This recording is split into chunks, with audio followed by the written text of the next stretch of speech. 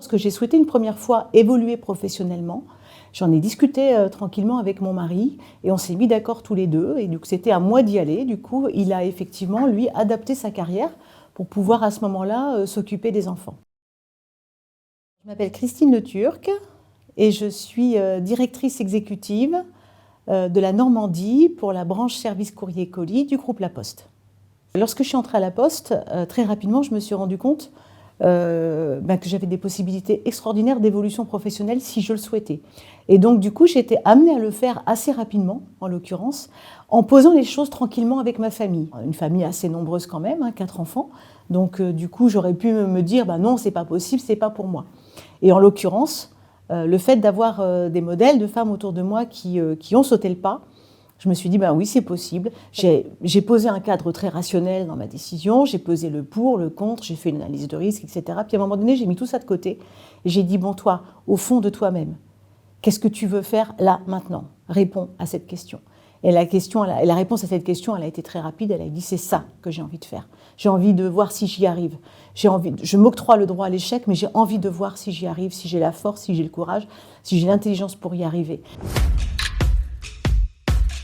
J'ai l'exemple d'hommes qui n'ont pas spécialement accepté que je prenne des fonctions opérationnelles et de dirigeante.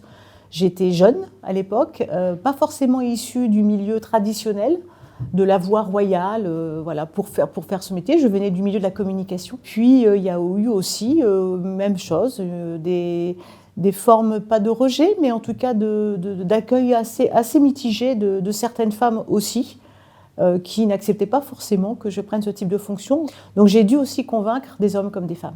Alors j'ai été accompagnée, j'ai été formée aussi.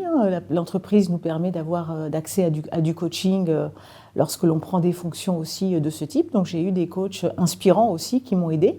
Et puis parallèlement à ça, grâce aussi à des rencontres, y compris dans le milieu de l'entreprise, je me suis formée à la sophrologie, je suis devenue sophrologue. Et j'utilise aussi les techniques de la sophrologie et du coaching pour aussi aider mes collaborateurs en management. Les autres ont toujours un regard sur vous, mais finalement, ce regard-là, c'est pas vous. C'est toujours travailler cette assise personnelle. Voilà, qui suis-je vraiment? Qu'est-ce que j'ai envie de faire et qu'est-ce que je n'ai pas envie de faire? Et tout est respectable. Tout est respectable. Il n'y a pas de belle ou mauvaise carrière, il n'y a pas de belle ou mauvaise fonction, etc. Tout est respectable si c'est en phase et en lien avec ce qu'on est profondément.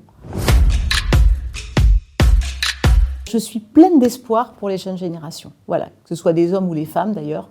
Je vois des jeunes femmes qui du coup ouvrent leurs esprits, ouvrent leurs chakras, vont sur des fonctions qui leur étaient pas destinées au départ, épousent de nouvelles carrières, travaillent davantage à leur équilibre vie perso, vie pro, mais en partageant aussi les tâches, et ça c'est très important.